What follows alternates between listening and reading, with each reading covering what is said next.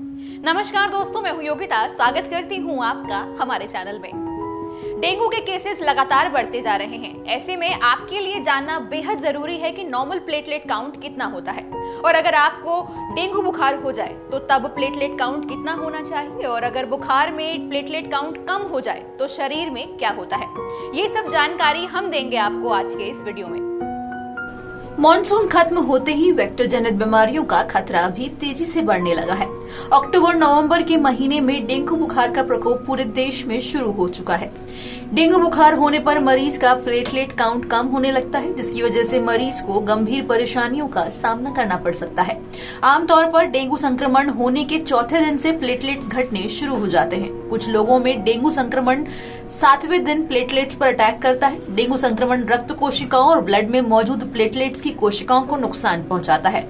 इसकी वजह से शरीर में प्लेटलेट कम होने लगते हैं। डेंगू बुखार में प्लेटलेट घटने के कारण मरीज की स्थिति और भी गंभीर हो जाती है। सामान्य व्यक्ति के शरीर में प्लेटलेट काउंट लगभग 1.5 लाख होना चाहिए। डेंगू में प्लेटलेट काउंट 40,000 से कम होना चिंताजनक माना जाता है। आइए आपको बताते हैं डेंगू में प्लेटलेट कम होने के क्या नुकसान हो सकते हैं। शरीर में प्लेटलेट काउंट कम होने से आपको कई लक्षण दिखाई देते हैं, जैसे कि मांसपेशियों और जोड़ों में गंभीर दर्द और ऐंठन की समस्या डेंगू बुखार में प्लेटलेट काउंट कम होने पर आम है। इसकी वजह से आपको थकान और चलने फिरने में परेशानी भी हो सकती है।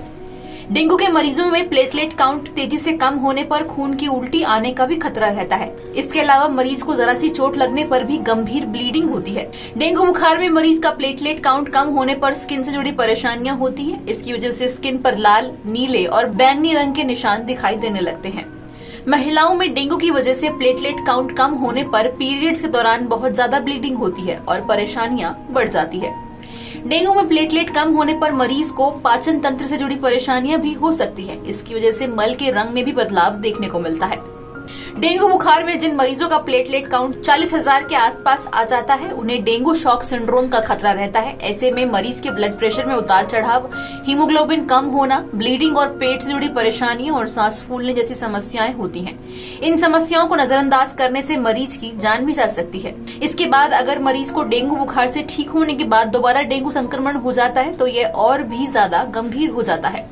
क्या आप जानते हैं कि डेंगू में प्लेटलेट्स कब चढ़ाना चाहिए? आमतौर पर डॉक्टर्स ऐसे मरीज का जिनका प्लेटलेट काउंट 40,000 से 50,000 हो जाता है, उन्हें कुछ दवाएं और खान पान में सुधार की सलाह देते हैं। जिन मरीजों का प्लेटलेट काउंट घटकर 40,000 से कम हो जाता है, उनकी जांच के बाद डॉक्टर प्लेटलेट बाहर से चढ़ाने की सलाह देते हैं।